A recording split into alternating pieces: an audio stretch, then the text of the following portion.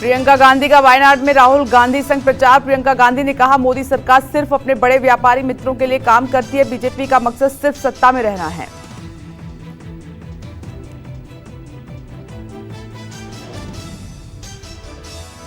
बहन प्रियंका गांधी के समर्थन में वायनाड पहुंचे राहुल गांधी ने संविधान पर बोलते हुए कहा कि उनकी लड़ाई संविधान को नष्ट करने वालों से है। संविधान सभी भारतीय नागरिकों का रक्षक है।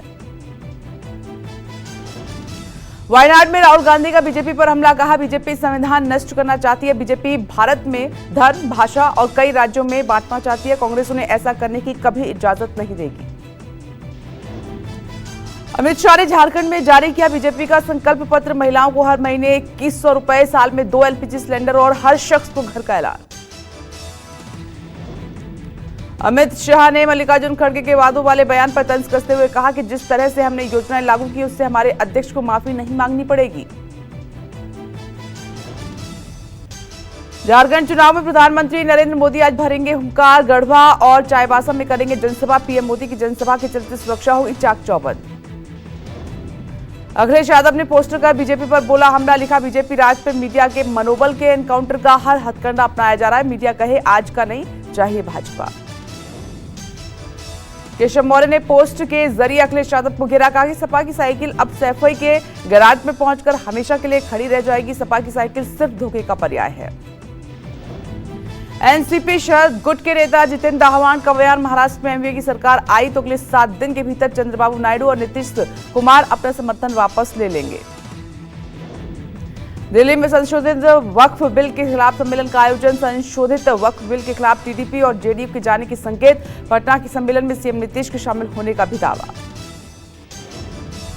यूपी उपचुनाव में पोस्टर पॉलिटिक्स तेज। सपा मुख्यालय के सामने लगा एक और नया पोस्टर। लिखा कि मठाधीश बांटेंगे और काटेंगे, पीडीए जोड़ेगी और जीतेगी। अखिलेश की तस्वीर के साथ तेज हुआ पोस्टर वॉर। सपा की ओर से जारी नए पोस्टर में सीएम योगी पर सीधा हमला। पोस्टर के जरिए सपा अपने वोट बैंक को टारगेट करती दिखी।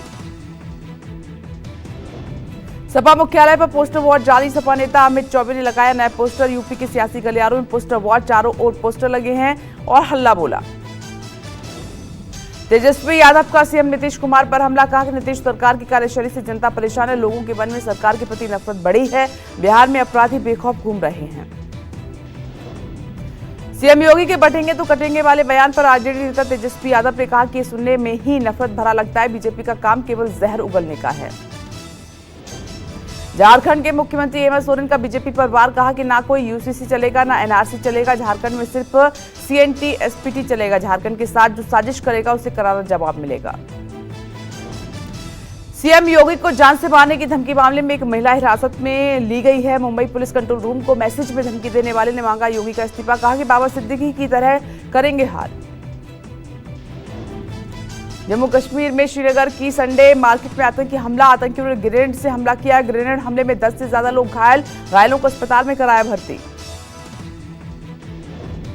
सूत्रों के मुताबिक आतंकियों ने पुलिस और सीआरपीएफ को निशाना बनाकर हमला किया था। आतंकियों ने मार्केट में वहां बम फेंका जहां ज्यादा लोग इकट्ठे थे। आतंकियों की तलाश में जुटी सेना। दिवाली के 2 दिन बाद दिल्ली की आबोहवा हुई जहरीली। एक्यूआई पहुंचा 500 के पार। नेहरू नगर सबसे प्रदूषित। एक्यूआई 431 पिछले 24 घंटे बहुत खराब से खतरनाक कैटेगरी में पहुंचा एक्यूआई का लेवल। शीतकाल के लिए बंद हुए केदारनाथ धाम और यमुनोत्री के कपाट। केदार धाम और में विधि विधान से पूजा के बाद हुए कपाट बंद। रिकॉर्ड संख्या में पहुंचे तीर्थयात्री। ओम नमः शिवाय, जय बाबा केदार के जय घोष और भारतीय सेना के बैंड की भक्तिमय धुनों के बीच वैदिक विधि विधान और धार्मिक परंपराओं के साथ बंद हुए कपाट। सुबह 8:30 बजे बंद हुए बाबा केदार धाम के कपाट। बाबा केदार की पंचमुखी उत्सव डोली ने अपने पड़ाव ऊखीमठ के लिए प्रस्थान किया है। केदार की पंचमुखी डोली का आज रामपुर में होगा पहला पड़ाव और 5 नवंबर से ऊखीमठ के ओंकारेश्वर मंदिर में शुरू होगी पूजा। श्रद्धालु कर सकेंगे दर्शन पूजन।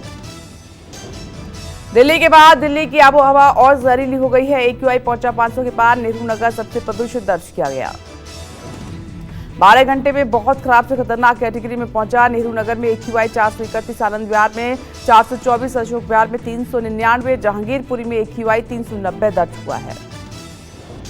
वहीं चांदनी चौक में 289, द्वारका में 385, नजफगढ़ में 373 और नरेला में 359 AQI दर्ज हुआ है। वहीं नोएडा में AQI 287, गाजियाबाद में लोनी में AQI 355 और गुरुग्राम के विकास सदन में AQI 259 दर्ज हुआ है। तापमान गिरने के साथ हवा की गुणवत्ता खराब होती जा रही है। राजधानी में धुंध की मोटी परत छाई। पिछले 12 घंटे में हुई प्रदूषण में भारी बढ़ोतरी। दिल्ली में वायु प्रदूषण और जल प्रदूषण दोहरी मार झेल रहा है। यमुना के पानी पर जहरीली झाग की परत दिखाई दे रही है। कालिंदी कुंज में पानी पर झाग की परत जमा है।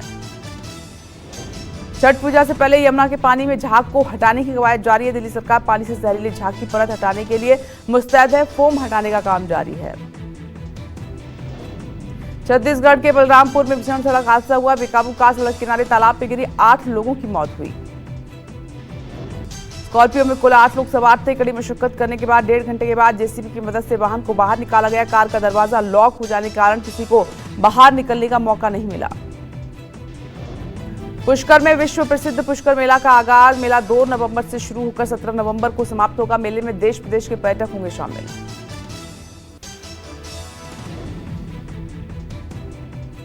सबसे बड़ा पशु मेला भी दिखाई देगा। इस मेले में ऊंट का बड़े स्तर पर व्यापार होता है। पुष्कर मेले का आयोजन 100 वर्षों से भी पहले से चला आ रहा है।